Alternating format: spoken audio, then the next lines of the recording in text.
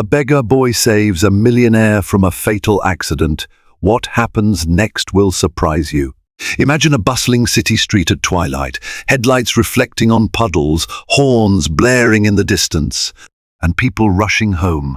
In the chaos of rush hour, a ragged young beggar named Alex crouches by the curb, cupping his hands for spare change. Little does he know, he's about to collide with fate in the form of an oncoming luxury sedan. A scuffle, a desperate leap, and in a heartbeat, Alex saves a wealthy stranger from a tragedy that would have cost him more than just his fortune.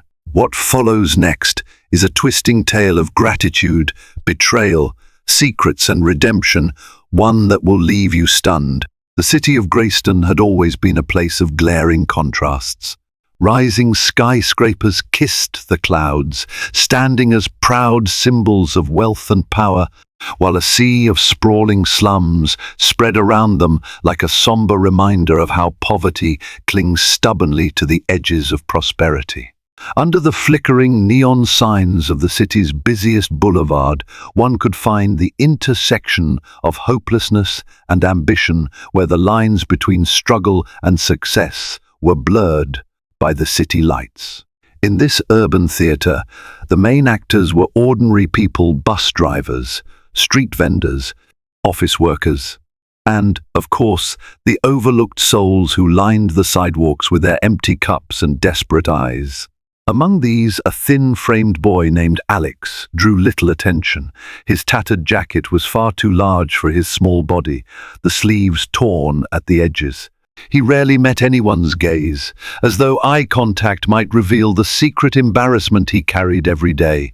With dusty brown hair that never seemed clean, and a perpetually hungry look in his deep-set eyes, Alex lived each day in the margins of society.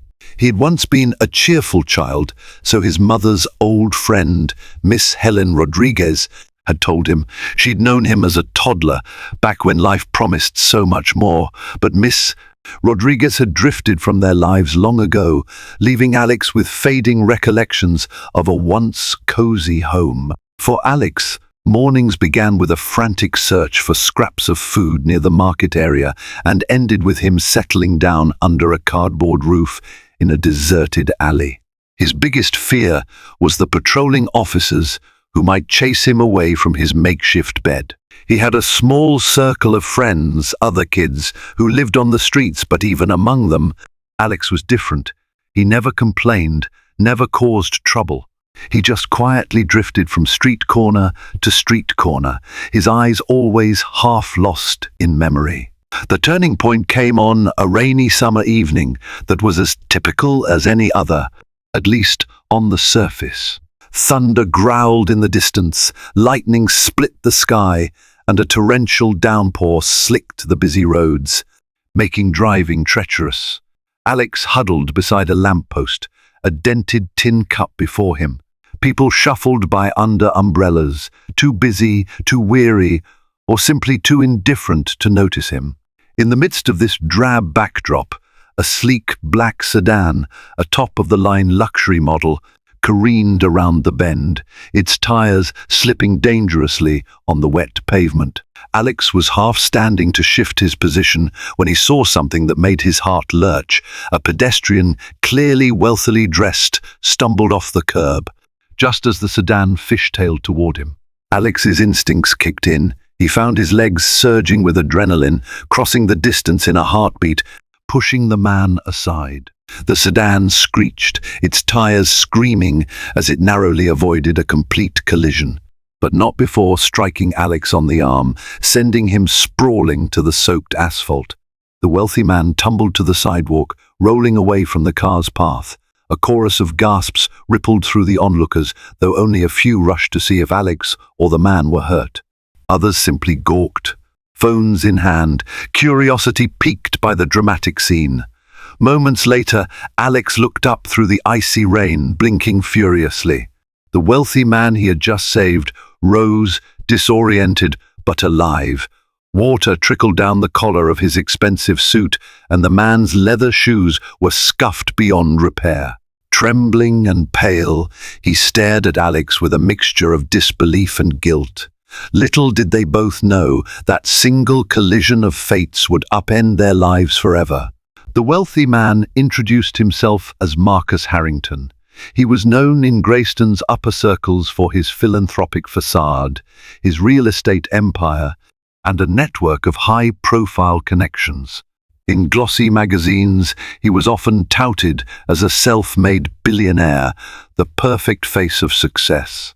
Yet behind the marble walls of his estate, Harrington's life was far from perfect. For Harrington, the incident on that rain-drenched street was akin to being shaken awake from a dream. He had been rushing to a prestigious gala where he was the keynote speaker, but now he stood in the downpour, shaken to his core and utterly vulnerable. A beggar boy, someone he would have ordinarily passed without a second glance, had risked his life to push him out of the car's path. Stunned and bruised, Harrington wrestled with waves of confusion. Raindrops stung his face, and for a moment he couldn't process the reality that he was still breathing because of this ragged child. He realized how close he'd come to a fatal end. The black sedan, driven by one of his own employees, had come skidding past the intersection. Had that boy not intervened, Harrington would have been caught full force. The aftermath brought a tumult of voices. Concerned citizens asked after Harrington's health. Some offered to call an ambulance, while others gaped at the sleek car. Harrington's mind was a swirl of conflicting emotions, relief to still be alive, shame for being so careless, and a surprising gratitude toward the boy who lay sprawled out, clutching his injured arm. Kneeling down, Harrington tried to help Alex to his feet. "Are you okay, son?" he asked, the quake in his voice betraying his usual demeanor of controlled confidence. He could see the pain etched across the boy's face, but even more striking was the proud refusal in his expression. Despite his obvious agony, Alex tried to brush off the concern. "I'm fine," the boy insisted. He winced and looked up, noticing the expensive fabric of Harrington's suit. I'm sorry if I ruined your clothes." In that instant, the words caught in Harrington's throat. This child, who had nothing, was apologizing to him. The crowd began to swell, and Harrington's driver emerged from the sedan, frantic with apology. Within moments, the siren of an approaching ambulance pierced the air. Harrington glanced around as paramedics rushed to check their vitals.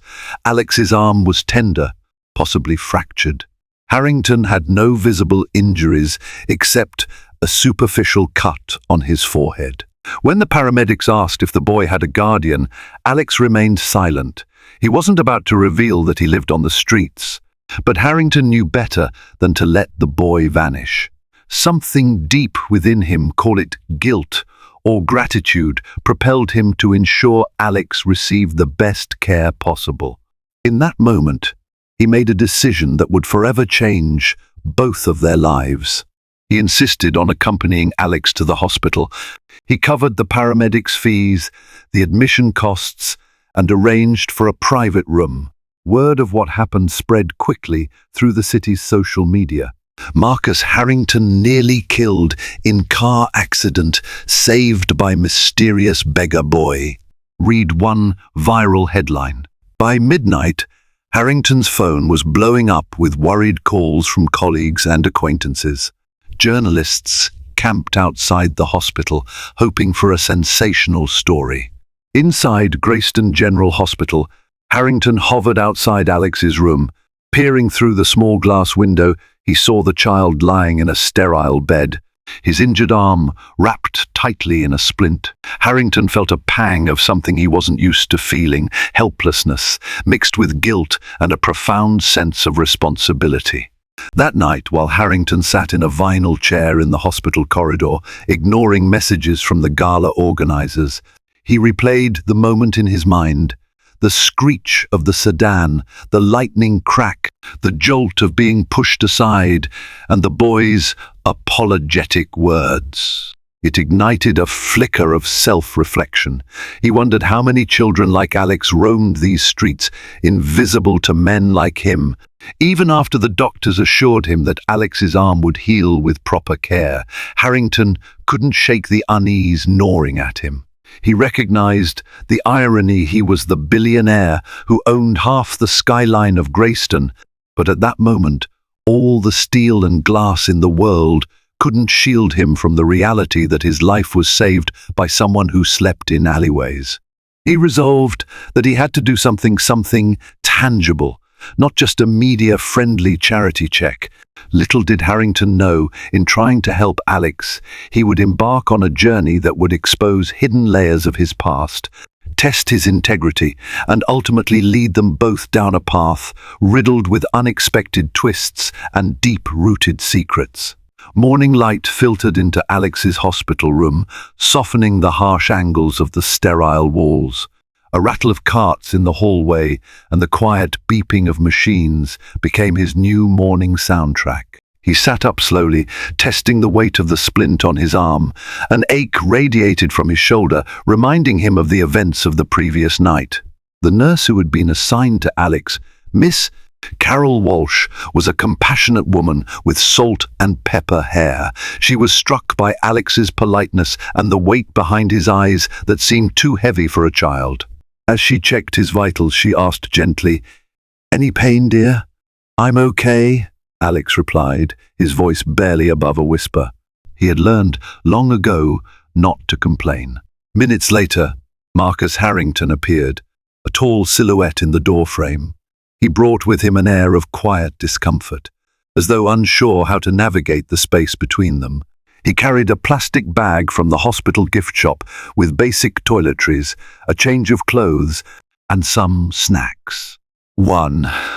I thought you might need these," Harrington offered, placing the bag on the small bedside table.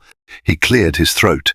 "And the doctors say you should stay another day for observation. Please, let me take care of the cost." Alex blinked, uncertain how to respond. He had never been at the receiving end of such kindness, especially not from someone of Harrington's status. Growing up on the streets, kindness typically came in the form of a random passerby tossing a few coins, or a bakery owner giving away stale bread. "Thank you," Alex said, voice wavering. He wasn't used to feeling indebted to anyone. Harrington hesitated, as if wrestling with a thought. "Do you have any family, Alex? Anyone I could call?" At the mention of family, the usual guarded look returned to Alex's eyes. The truth was painful.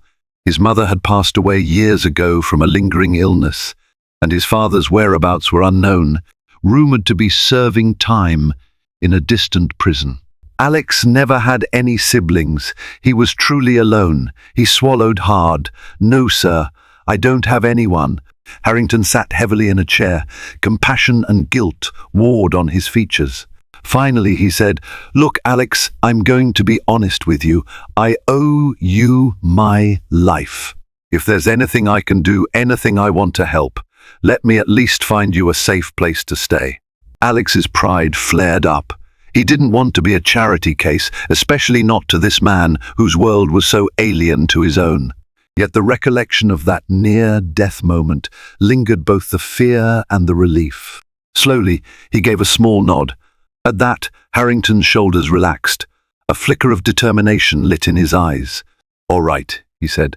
"I have a few ideas, but first, you need to get better." As Harrington left the room, Alex exhaled a trembling breath. The gesture was so foreign, so monumental. He was used to being invisible, to fending for himself. Now a door was being opened, and behind it lay a future he could not even begin to imagine. Yet, in the corners of that bright hospital room, shadows lurked, because unbeknownst to either of them, this single act of compassion would trigger a cascade of consequences, unearthing old secrets and forging unexpected alliances that neither was prepared to face. A few days later, Alex was discharged from the hospital, his arm in a cast that itched beneath the bandages. Harrington made true on his promise, arranging for Alex to stay in a modest but clean studio apartment that he owned on the outskirts of Greyston. The building, Harrington explained, was initially purchased as part of a commercial deal that never fully materialized. It was only partially occupied, mostly by mid-level employees who worked for one of Harrington's subsidiaries. Though the space was small, it might as well have been a palace to Alex. The room had an actual bed, a tiny kitchen, and a functioning bathroom amenities that, for Alex, felt extravagant. The first time he stepped into the apartment, he stood rooted in place, feeling unsteady, like an intruder in his own life. Along with a safe place to stay, Harrington offered something else, a chance for Alex to get an education.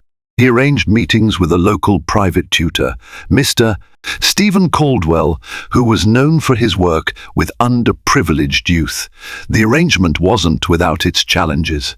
Alex, suspicious by nature, struggled to trust Harrington's intentions fully. Why would this billionaire help him so much?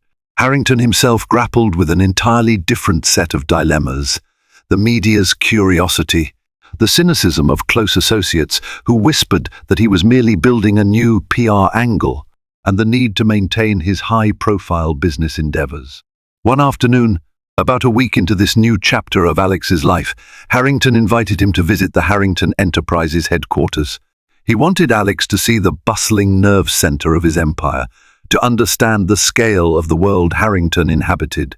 Nervously, Alex agreed, arriving by taxi at a gleaming tower of glass and steel in the heart of Greyston.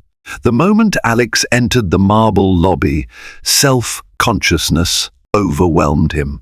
Echoing footsteps, polished floors, and impeccably dressed staff reminded him of how out of place he was.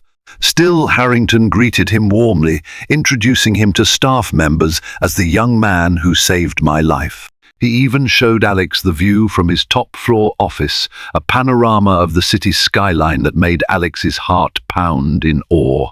But not everyone welcomed Alex. Whispers began circulating. Some junior executives and managers viewed Alex as an opportunist. Others worried that the boy could become a liability or even a symbol that might cast a spotlight on Harrington Enterprises' questionable labor practices elsewhere.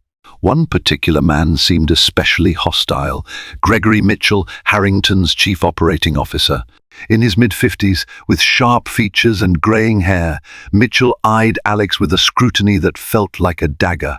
Whenever Harrington introduced Alex to a new department head, Mitchell hovered, arms folded, lips pressed thin.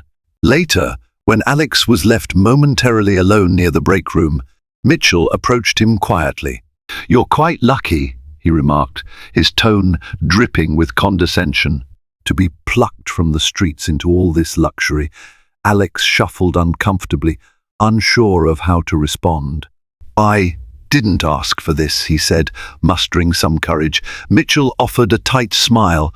"Be careful, kid. Nothing comes for free in this world.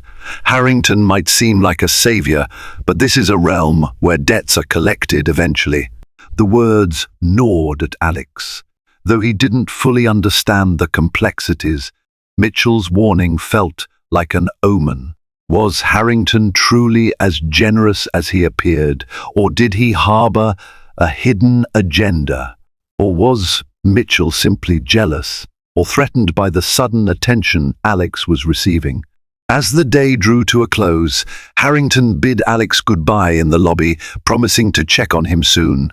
Alex slipped into a waiting taxi, his mind swirling with conflicting emotions. For the first time, he sensed a tang of danger beneath the veneer of generosity. Back in his new apartment, Alex stared at the city lights through the window. He thought of Miss Helen Rodriguez, his mother's old friend, who had once comforted him when he was a child. He wondered if she was still out there, if she might have answers about his father's fate. Meanwhile, Harrington's world loomed large and puzzling, with hidden corridors and agendas he might never fully grasp.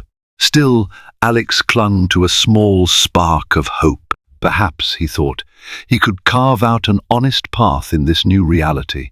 If Harrington's kindness was genuine, then maybe Alex's life was about to change for the better.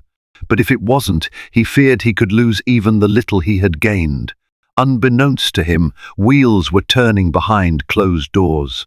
Rivalries, hidden alliances, and old family secrets were about to collide with unstoppable force, catapulting Alex into the center of a storm he never asked for, and one that might prove too much to handle. Days turned to weeks, and Alex slowly adjusted to a routine that still felt surreal. He spent mornings studying with Mr. Caldwell, whose methodical lessons introduced Alex to a world of knowledge far beyond the street smarts he had honed. Afternoons were quieter, often filled with reading or exploring the apartment building's courtyard. Evenings brought Harrington's occasional visits, check-ins that kept Alex from completely doubting the man's sincerity. Yet, as Alex's arm healed, so did the sense that something was amiss. When Harrington asked him if he had any living relatives, Alex's mind flickered back to a single name, Miss Helen Rodriguez. He didn't remember her very well, but he recalled she used to visit his mother at their small apartment years ago, before life fell apart. She'd bring groceries and speak in hushed tones about opportunities that never seemed to materialize. One afternoon, while reviewing basic math with Mr. Caldwell, Alex mustered the courage to mention her name. "Mr. Caldwell," he asked, "do you know of a Helen Rodriguez in Grayston? She might be in her late 30s or early 40s now." Mr. Caldwell removed his reading glasses, tapping his pen thoughtfully. "The name rings a bell, but I can't be certain. There's a Miss Rodriguez who volunteers at Street Marks Community Center. She's known for helping run food drives and transitional programs for the homeless." Alex's heart skipped. Could that be the same woman? That afternoon, after thanking Caldwell, Alex resolved to seek her out. He told Harrington he wanted to visit a community center in the old district, and to his surprise, Harrington offered to have a driver take him. The next day, Alex found himself outside Street Marks Community Center, a humble brick building with chipped paint and a courtyard where a few families had gathered. He felt a flutter of nerves as he approached the reception desk. "Excuse me," he whispered to a friendly volunteer named Teresa. "I'm looking for Helen Rodriguez. Is she here by any chance?" Teresa brightened. "Yes, she's in the back, helping organize donations." Moments later, Alex was led down a hallway lined with posters advertising free healthcare checkups and job fairs. In a small storeroom filled with crates of canned goods, Helen Rodriguez was busy sorting items. She was a petite woman with kind, dark eyes and silver strands woven through her black hair. The moment she looked up and locked eyes with Alex, she froze. "Alex?" she whispered, sounding incredulous. "Is that? Oh my goodness, I never thought I'd see you again." A flurry of emotions swelled in Alex's chest as Miss Rodriguez enveloped him in a gentle hug. She asked questions in a rapid-fire manner. Where had he been? How was he surviving? Who was taking care of him? Slowly, Alex explained the accident, Harrington's intervention, and the surreal new life he was leading. Miss Rodriguez listened intently, tears brimming in her eyes. When he was done, she took a trembling breath and said, "Your mother would be so proud of you. You were always her little hero."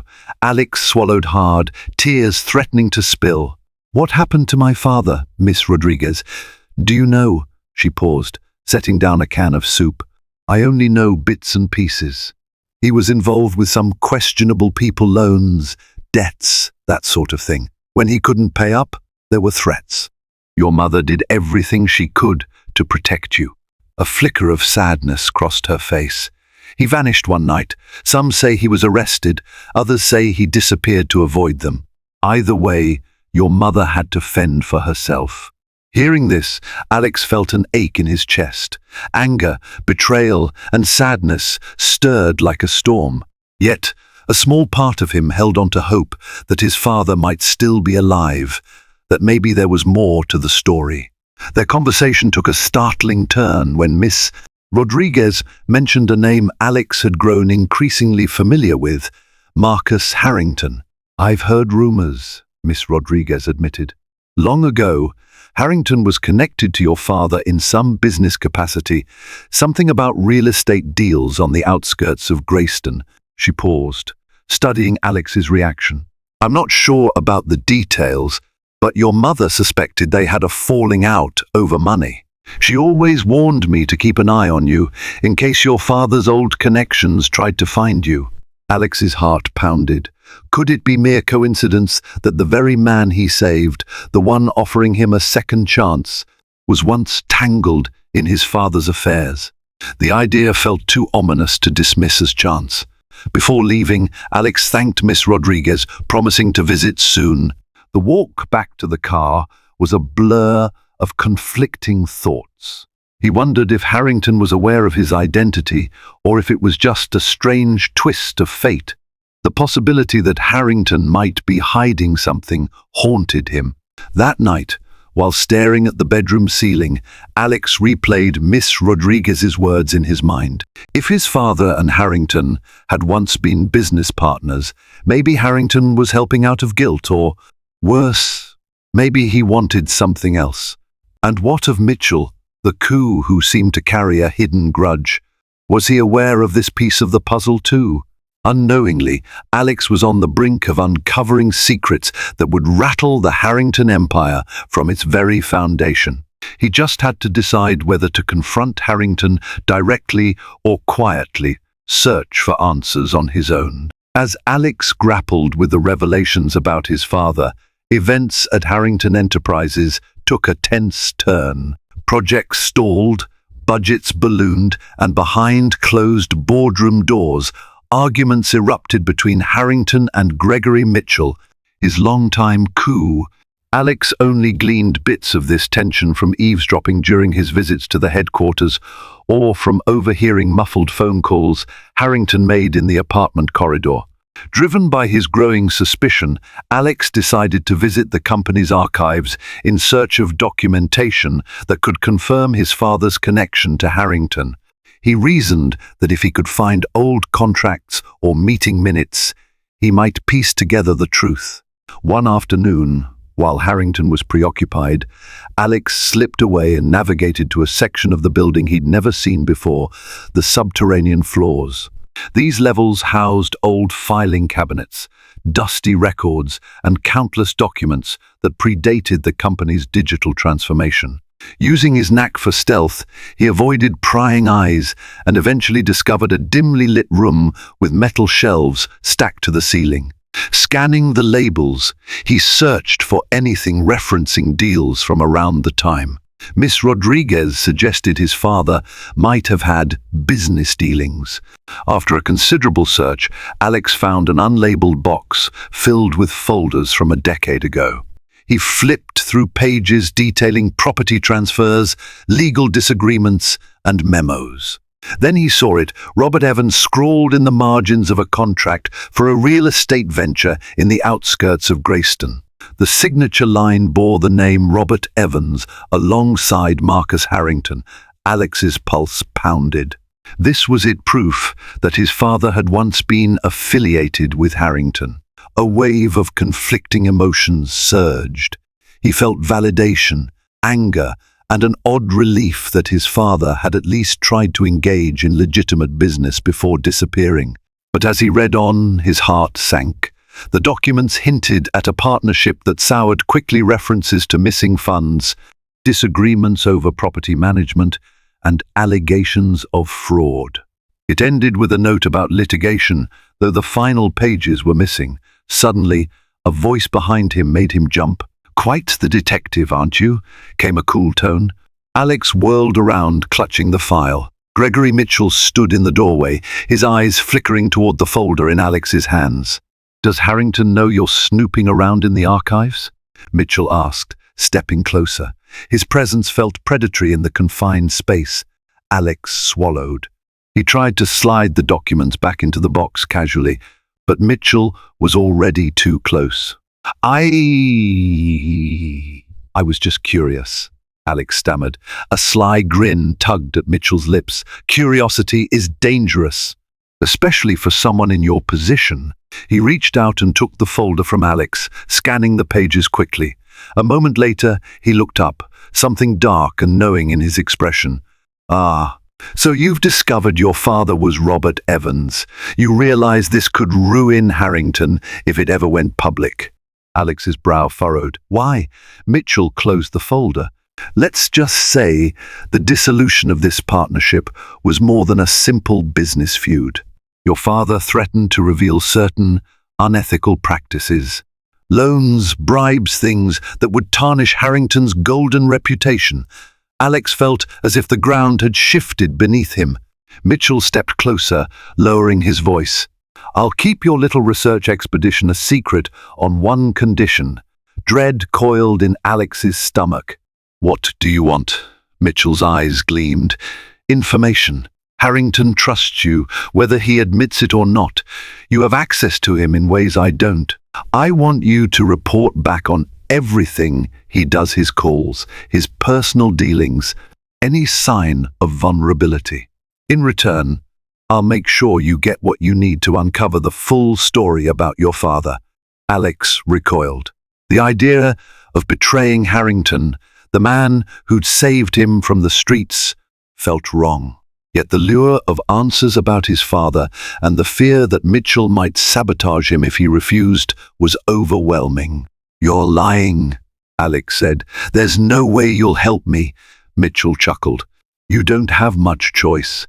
Harrington might have saved you from the gutter, but I can make sure you end up worse than before. Trust me, no one crosses me in this company. The ominous words echoed in the cramped archive room, and Alex found himself cornered. Reluctantly, he lowered his gaze, uncertain of how to respond. He wanted to believe there was another way, but fear and desperation gnawed at him. Seeing the conflict written on Alex's face, Mitchell sighed theatrically. Don't take too long to decide. Information can be a powerful currency in the right hands or a weapon in the wrong ones. With that, he turned and strode out, leaving Alex alone amidst the dusty relics of Harrington Enterprises' past.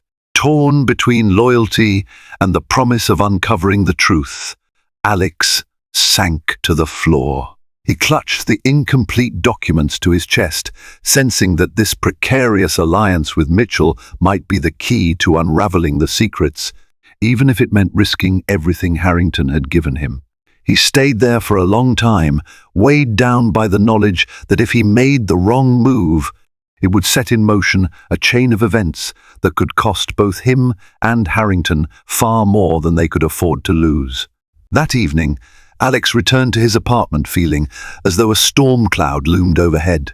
His mind whirled with Mitchell's demands, the folder's revelations, and the possibility that Harrington's generosity might stem from guilt rather than genuine kindness. Over the next few days, Harrington sensed a shift in Alex's demeanor. The boy who once offered shy gratitude now seemed tense, distant. When Harrington asked if something was bothering him, Alex forced a smile, unwilling to betray the turmoil inside. Meanwhile, Mitchell seemed bent on tightening the screws. He left subtle reminders, a cryptic text message telling Alex not to forget their agreement, a fleeting glance during boardroom visits that conveyed both threat and expectation. With each passing day, Alex felt cornered. He wanted to speak to Miss Helen Rodriguez about it, or even confide in Mr. Caldwell, but feared Mitchell would retaliate. Yet, ignoring Mitchell's demands meant losing any chance to learn the full story about his father. In the midst of this tension, Harrington planned a weekend getaway, a charitable function at his country estate, an event to raise funds for homeless shelters. In an unexpected gesture, Harrington invited Alex to join, reasoning that it would be good for Alex to see philanthropy in action. He promised to introduce Alex to potential mentors, people whose success stories might inspire him. On the morning of the event, Harrington's chauffeur picked Alex up in a polished town car, whisking him away from the city's gritty streets to the rolling hills where Harrington's sprawling estate commanded an impressive view. The mansion was a testament to opulence: marble columns, manicured lawns, and water fountains. A large white tent had been set up in the garden, where prominent guests, business moguls, politicians, celebrities, mingled with cocktails and hors d'oeuvres. Stepping onto the estate felt like entering another world. Waiters in crisp uniforms circulated with trays of sparkling drinks, and an orchestra played softly in the background. Alex, dressed in a new blazer Harrington had provided, felt acutely aware of how little he fit in this scene. The stares of some guests made him shrink inward. Still, Harrington remained by his side, introducing him to individuals who ran various outreach programs. Some people offered a cursory nod, while others seemed more sincere in their interest.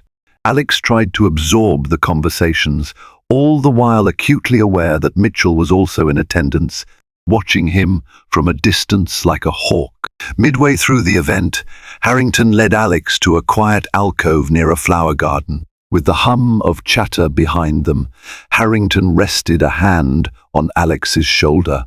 "Are you all right? You seem troubled lately. If it's about the press or feeling overwhelmed, I understand. Just talk to me." Alex froze, torn between telling the truth and protecting himself. For a moment, the sincerity in Harrington's eyes softened Alex's suspicion. He could see genuine concern, and it pained him to lie. I'm just not used to all this," Alex said carefully. "It's a lot to take in," Harrington sighed. "I know. Believe me, I sometimes wonder if all this luxury is even worth it." He paused, choosing his words. "But I want you to feel safe here, Alex. Safe with me." A lump formed in Alex's throat. If only he could believe that fully, without reservation. Before he could respond, Harrington was called away to greet another group of benefactors. Alex watched him go, conflicted and uncertain. Feeling the need to clear his head, Alex wandered the estate, eventually finding a hidden garden path that led to a small pond. The water rippled with golden koi fish, and the weeping willows framed the scene with quiet grace. To his dismay, Mitchell soon appeared, stepping onto the path as if appearing out of thin air. He offered a smirk that set Alex's nerves on edge. "I saw you bonding with our benevolent host," Mitchell sneered. "Don't forget our conversation. I want anything on Harrington's next move. Who he's meeting, deals he's sealing, anything that will help me keep him in check." Alex pressed his lips together, furious and sickened. Still, fear and curiosity formed a toxic brew in his belly. "And you swear you'll give me the truth about my father when I help you?" A flicker of cunning glinted in Mitchell's eyes. "You have my word." At that moment, a voice interrupted them. "Mitchell, there you are." They both turned to see Amelia Harrington, Marcus's daughter, approaching. She was in her early 20s, exuding confidence in an elegant gown that reflected the family's wealth. Alex had only heard her name in passing. She'd been abroad for years, studying at a prestigious university. She gave Alex a brief, polite nod before focusing on Mitchell. "Father needs you to handle some urgent matter with the catering staff," she said in a clipped tone. Her gaze lingered disapprovingly on Mitchell's proximity to Alex, as if sensing tension. Mitchell nodded stiffly, his facade quickly replaced by a professional veneer. "Of course, right away." With that, he left, leaving Amelia and Alex standing by the pond. She offered a slight smile, seemingly curious. "You're the boy my father's been talking about, Alex, right?" He nodded, struggling to meet her eyes. Amelia gestured to the garden. "Peaceful spot, isn't it? I used to come here all the time as a kid when the events got too stuffy." She turned to him, a gentle warmth in her tone. "I know what it's like to feel out of place. Even in my father's world, I never quite fit the mold." Alex looked up, surprised by her candor. "Really?" She nodded, walking closer. "He sets a high bar public image, business deals." It can be suffocating. She paused, studying him. But he seems fond of you. He doesn't let many people in, you know. Her words struck a chord. For a moment, Alex felt a flicker of kinship with Amelia, as though they were both outsiders peeking into Harrington's meticulously constructed life. If only she knew the chaos swirling beneath the surface. Amelia offered a reassuring pat on Alex's uninjured shoulder. Don't let Mitchell get to you.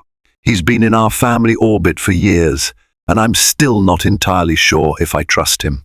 If you ever need someone to talk to, I'll be around. Before Alex could muster a response, a server arrived, asking Amelia to rejoin the main event. She left with a parting smile, leaving Alex alone once again with his tumultuous thoughts. For the remainder of the evening, Alex struggled to maintain composure. He was pulled in multiple directions: Harrington's concern, Mitchell's threats, and now Amelia's surprising kindness. The knowledge of his father's troubled partnership with Harrington loomed large, fueling his need for answers. What Alex didn't realize was that a far bigger storm was brewing, one that would soon force every hidden secret into the open. And, at its epicenter, would stand Alex, forced to confront a truth that neither Harrington's wealth nor Mitchell's manipulations could shield him from. The charity event concluded with fireworks lighting up the night sky and the hum of satisfied donors congratulating Harrington on a wonderful evening.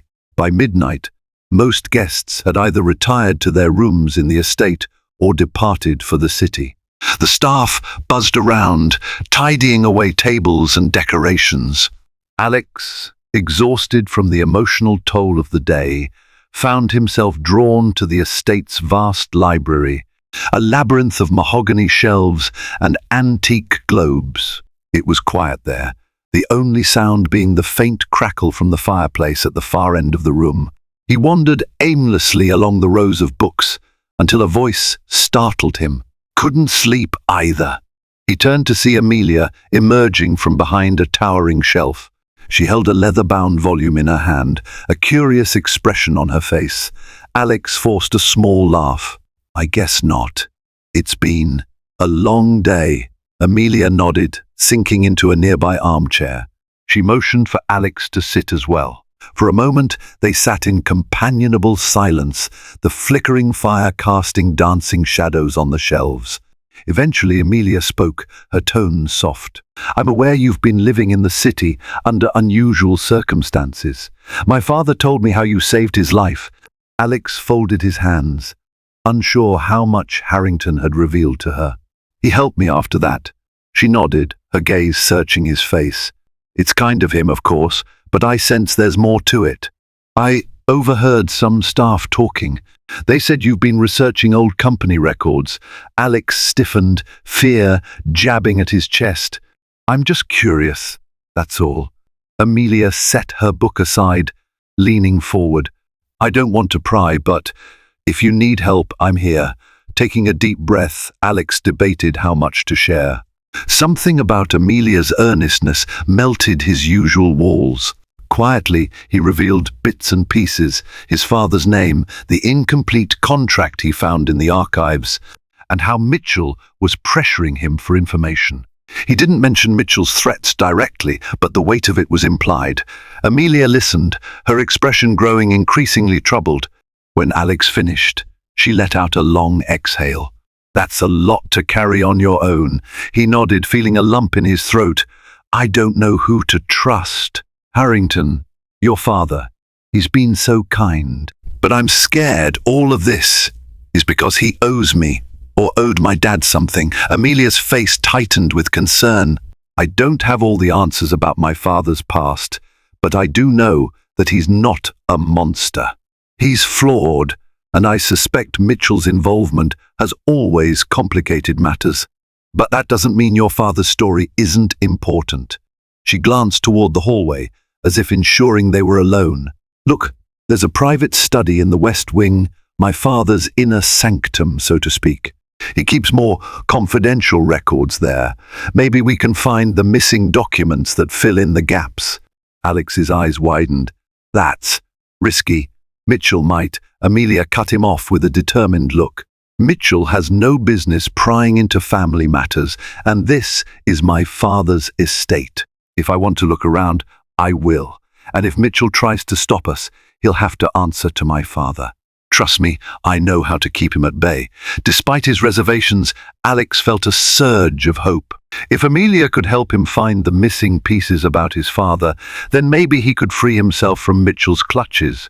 Quietly, they left the library and navigated the corridors of the estate, passing painting after painting of stoic ancestors and intricately carved furniture.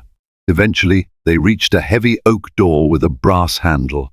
Amelia produced a key from her pocket. She'd found it among the estate's many keys once she returned from abroad.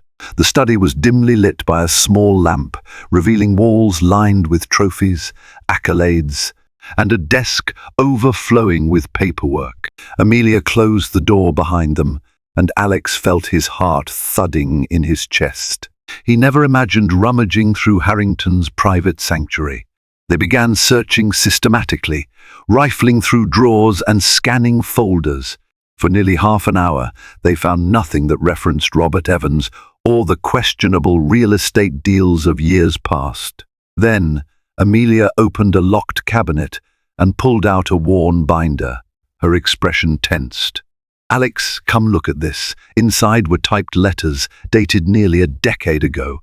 They mentioned a partnership with Robert Evans and the subsequent fallout.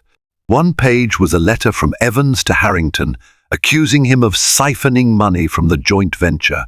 Another was Harrington's reply, denying any wrongdoing but urging Evans not to go public.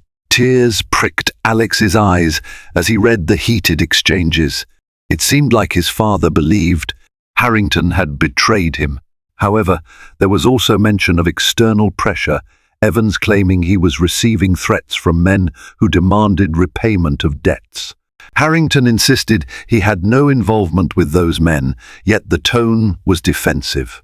The final letter was what truly shook Alex. "I'm leaving town for a while, Harrington. If anything happens to me, the blame is on you. Tell my wife and son I did this for them. Robert." Alex's hands trembled, a swirl of anger and sorrow engulfing him. Had Harrington set his father up, forcing him to flee? Or was there more to the story? Amelia placed a comforting hand on Alex's shoulder. "My father may have withheld these letters, but it doesn't mean he's guilty. Maybe he thought he was protecting you, or maybe there's something else at play." Before Alex could respond, the door to the study flew open, revealing Gregory Mitchell, his eyes alight with triumph. He strode in, slamming the door behind him. Well, what do we have here?" Amelia stepped forward, blocking him from Alex. "You have no right to be in my father's private study. Get out." Mitchell ignored her, his gaze fixed on Alex, who still clutched the binder. "So, you found the letters. That's good. Saves me the trouble of digging them up myself." Alex's pulse hammered. "What do you want?" With a sneer, Mitchell stepped closer. "I want what's in those letters to stay buried unless it suits my plans. You see, Harrington's precious empire sits on a foundation of secrets. If I expose those letters now, it'll stir up old accusations, drive the stock prices down, tarnish the Harrington name." Amelia glared. "So you're blackmailing my father?" Mitchell let out a humorless laugh. "I prefer to call it strategic leverage. Your father's grown soft. He's ignoring prime opportunities, refusing to bend certain rules that made us wealthy in the first place. If public opinion sours on him, I step in to take charge. The board will have no choice but to side with me." Alex's knuckles whitened around the binder. "And where does that leave me?" Mitchell's gaze turned cold. You can keep that file if you want, but if you ever reveal its contents, I'll make sure you're implicated as well. After all, you had no legal right to be rummaging through corporate documents." Amelia's face flushed with anger. "You won't get away with this, Mitchell," he smirked. "Won't I? You might be Daddy's little girl, but I'm the one who's kept the company profitable. And as for your new friend here, he's in over his head." With a final smug glance, Mitchell turned and walked out, leaving the door open. The tension in the room was palpable as Amelia rushed to lock the door behind him. Hands trembling, Alex clutched the binder. Everything was happening too fast. He now possessed the evidence that could help him understand his father's final days, but it also placed him in the crosshairs of a ruthless corporate power struggle. Amelia's voice was a strained whisper. "We need to tell my father now." Alex nodded, swallowing hard. As frightening as it was, the time for evasion was over. They had to bring the truth to Harrington, even if it shattered the fragile trust that bound them. Because the only way to save themselves, and perhaps even Harrington, was to confront the darkest secrets at the heart of this twisted saga. Amelia led Alex through the estate's winding corridors toward her father's private suite. Night had settled heavily, and the staff had mostly retired.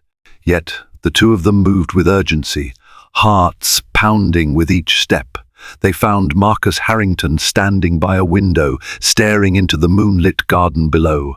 He turned at the sound of their approach, surprise flickering across his face when he saw Amelia holding Alex by the hand, both looking distressed. "Amelia? Alex?" He set down the glass of whiskey he'd been nursing. "What's going on?" Amelia cut straight to the heart of the matter. "Father, we know about Robert Evans, Alex's father."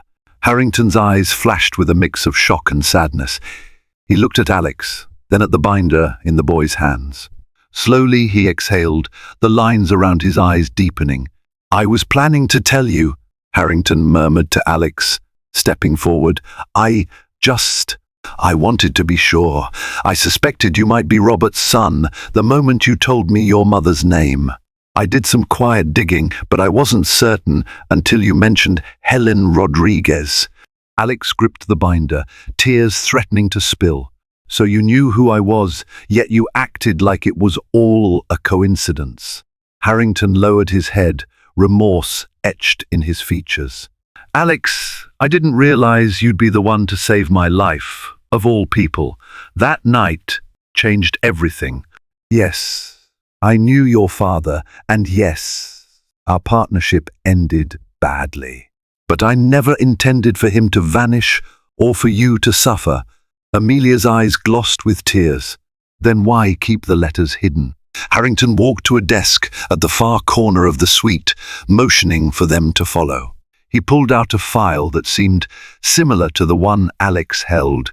Inside were more documents, letters from Robert Evans, and even a photograph of Harrington with a man who bore a striking resemblance to Alex. "I did try to help him," Harrington insisted, voice trembling. "Robert got involved with dangerous loan sharks. They threatened him, and eventually they threatened me. Our business accounts were intertwined at the time, and I realized he'd taken funds to pay off those debts. When I confronted him, it turned ugly. He accused me of backing out of the partnership. I tried to make him see reason, but he was too far gone in fear." He paused, wiping a hand across his eyes. "In that last letter, he warned me he might have to run. I begged him not to, but he wouldn't listen. When he disappeared, I searched, asked private investigators to help. No trace. Eventually, I had to assume he might be dead." Silence hung in the air, thick and heavy. Alex felt raw, as though the floor had dropped out from beneath him. "My father, did he ever say anything about me? My mum?" Harrington nodded, tears glistening. "He loved you both fiercely. He took the money not for greed, but to save you from those criminals. The last thing he wanted was for them to harm you." Amelia sniffled, blinking back her own tears. "Father, why didn't you tell Alex all this from the start?" Harrington's shoulders sagged under the weight of his confession. "Because I was ashamed. Ashamed that I hadn't been able to save Robert, that I might have pushed him too hard to repay the funds. And after I realized who Alex was, I thought the best I could do was give him a chance at a better life, no strings attached." A wave of conflicting emotions crashed within Alex. Part of him wanted to despise Harrington for withholding the truth. Another part yearned to believe that Harrington's intentions were genuine. Before any resolution could settle, the door creaked open once more. Gregory Mitchell stood there, arms crossed, face contorted with displeasure. He'd overheard enough to piece the story together. "So, the truth finally comes out," he said with a sneer. "Robert Evans was a petty thief who dragged this company's reputation through the mud." Alex bristled. "He wasn't a thief, he was desperate." Mitchell ignored him, focusing on Harrington. "And you, Marcus, you've let personal guilt blind you. You've sheltered this boy, risking everything we've built. Well, I won't stand idly by while you jeopardize the future of Harrington Enterprises." Harrington's jaw tightened. "We built this company on more than just money, Mitchell. I won't let you turn it into a soulless machine." A chilling smile curved on Mitchell's lips. "But the board will. And once they discover how you covered up the misappropriation of funds years ago and how you've continued to meddle, they'll have reason to replace you. The media backlash alone will cripple us." Alex's heart thundered. "You're a monster," he spat. "You'd destroy Harrington's reputation just to gain power?" Mitchell's eyes flicked to Alex. "Don't lecture me about morality, street rat. I've spent years cleaning up messes caused by your father's fiasco. Harrington should have never brought you into this house." Amelia moved beside Alex, glaring at Mitchell. "We'll tell the board the truth that you've been plotting behind my father's back, threatening Alex." Mitchell laughed harshly. "I doubt they'll believe the accusations of a teenage beggar and an estranged daughter who's barely been around. But go ahead. We'll see how that conversation turns out." At that moment, Harrington rose to his full height. "Gregory, you forget who truly owns this company. My father started Harrington Enterprises, and my shares still hold the majority stake. Unless I'm legally removed, you have no authority to seize control." Unfazed, Mitchell leveled a dangerous stare. "Then I'll do whatever it takes to force a legal removal. I'll leak the documents about Robert Evans, tarnish your philanthropic image. Investors will panic. If you think you can weather that storm, you're more delusional than I thought." The tension was electric, the lines drawn. No one spoke for several heartbeats. Eventually, Mitchell pivoted and walked away, leaving a quiet threat hanging in the air. Harrington slumped into a chair, burying his face in his hands. Amelia stood by him, a trembling hand on his shoulder. Alex stared at the door, fury and dread swirling in his chest. Finally, Harrington looked at Alex with an intensity that bordered on desperation.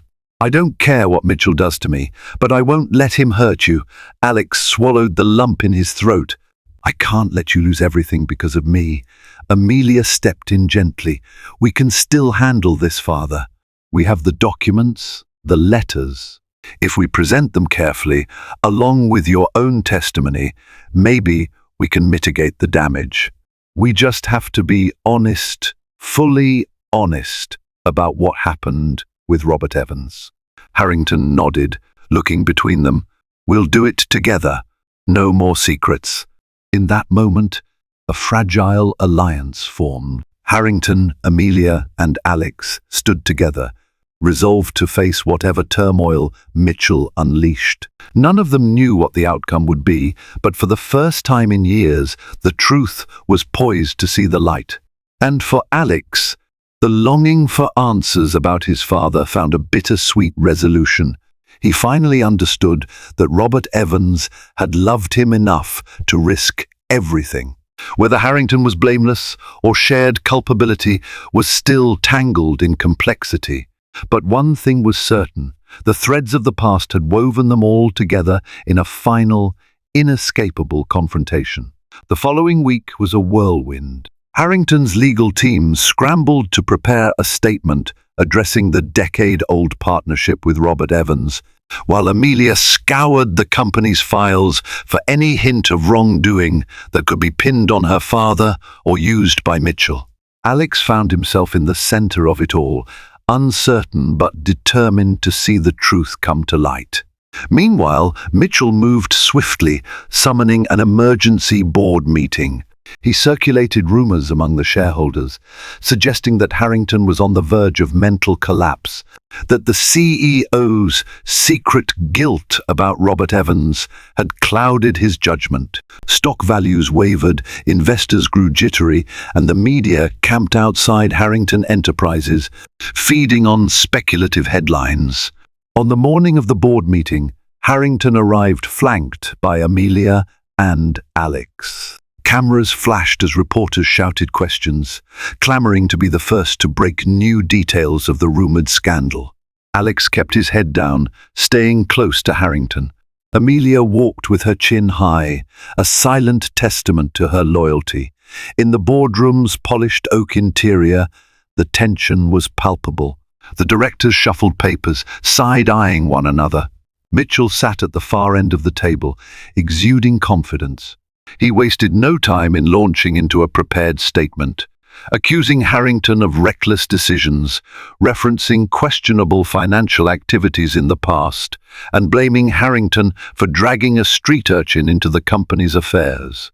Harrington waited patiently, allowing Mitchell to finish. Then he stood, clearing his throat. His voice, though steady, carried a tremor of raw emotion. "I won't deny my past dealings with Robert Evans. He was once my close partner and a friend. For years I harbored guilt, believing I failed him. But I never embezzled funds, nor did I orchestrate his disappearance. These letters," he gestured to the binder, "are proof of the desperation Robert felt and the fear he lived under." He took a breath, meeting the eyes of each board member. "Let the record show that the money Robert took was to settle his personal debts to protect his family. I tried to prevent him from fleeing, to negotiate, but the situation spiraled out of control. He vanished before we could find a resolution." Amelia stepped forward, handing copies of documents to the board members. "You'll see transcripts of private investigator reports showing my father's attempts to locate Robert. You'll also see the financial breakdown that clarifies how the misallocated funds were replaced from my father's personal reserves." A wave of murmurs coursed through the room as board members pored over the papers. Mitchell's confidence wavered, his eyes narrowing. "That doesn't absolve you from the backlash we'll face," Mitchell snapped, grasping at straws. "The media will eat this up. Our stock will plummet." Harrington didn't flinch. "I accept responsibility for keeping this buried. I was wrong to hide it. If we face a PR storm, so be it. The truth deserves to be told." The board members exchanged glances. One of the senior directors, an older woman named Dr. Lydia Sorensen, spoke up. "Marcus, this is serious, but I see no evidence of deliberate fraud on your part. Yes, you withheld documents, but it appears your intention was to protect Robert Evans's family, not manipulate the company's finances." She offered a stern nod. "We must consider the bigger picture before making any drastic decisions." Another director chimed in, supporting Dr. Sorensen's sentiment. Gradually, momentum shifted. Mitchell realized his coup was slipping away, and desperation took hold. He stood abruptly, jabbing a finger at Harrington. "This is a charade. He's lying. You can't trust him. He's manipulated all of us for years." Amelia gave him a level stare. "You're the one who's been manipulating, pressuring Alex, threatening to expose incomplete truths to sabotage my father. We know about your off-the-books dealings in the Northern District project. Would you like us to bring that up for everyone to see?" Mitchell paled, his bluster deflating. He sputtered, then glared at Alex. "This is all because of you, an ungrateful beggar." Alex mustered the courage to speak. "I'm just telling the truth. If you have a problem with it, maybe you should have thought about the damage your lies would cause." Silence fell. The rest of the board conferred quietly. Then, one by one, they expressed relief that Harrington was coming clean. Though some worried about negative press, they agreed transparency might mitigate long-term damage. In a surprising show of unity, they reaffirmed Harrington's position as CEO. Mitchell was relieved of his duties, pending investigation into his unscrupulous tactics. Security personnel escorted him out, while Harrington, Amelia, and Alex emerged from the boardroom to a flurry of cameras and microphones. Harrington's legal team swiftly organized a press conference in the building's lobby. There, Harrington publicly acknowledged the decade-old fiasco with Robert Evans. He detailed his attempts to rectify the situation and introduced Alex not as a pawn in a corporate scheme, but as the brave young man who saved his life and deserved a better future. Robert Evans was more than a business associate, Harrington said, voice cracking.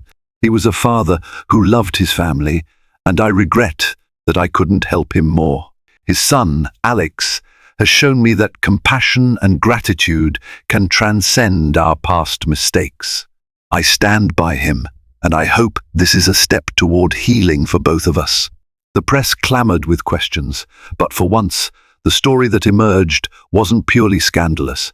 Instead, it turned into a narrative of confession, redemption, and the unlikeliest bond between a billionaire and a beggar's son. Over the next few weeks, Harrington Enterprises weathered the media storm. Stocks dipped slightly, but stabilized when the public began to view Harrington's actions more sympathetically.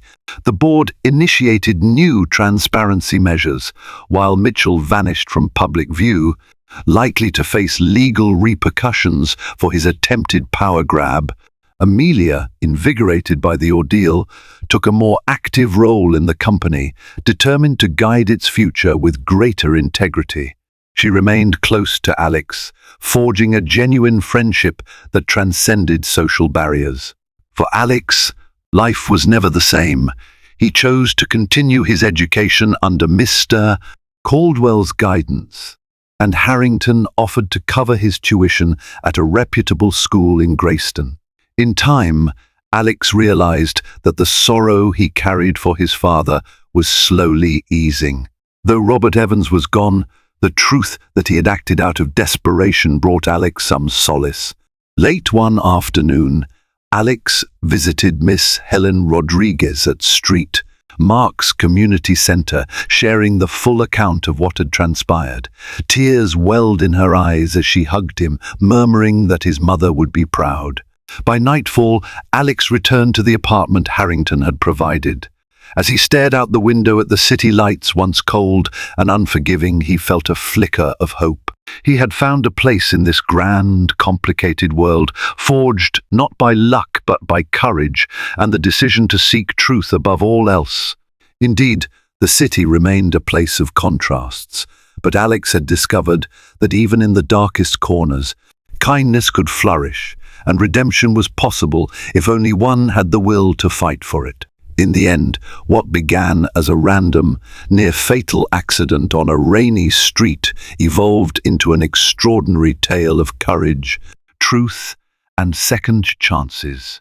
Alex learned the power of stepping beyond fear to confront the secrets of the past, while Marcus Harrington discovered that no empire is truly strong unless built on honesty. Together, they formed an unlikely family bond, proving that compassion can spring from even the direst of circumstances. If you've been moved by this dramatic story, if you believe in the triumph of hope over despair, then please take a moment to like, share, and subscribe to this channel. By doing so, you'll help us keep telling tales that inspire, challenge, and remind us all that, in the face of adversity, we can find redemption and forge new beginnings. Thank you for being part of this journey, and we'll see you in the next story.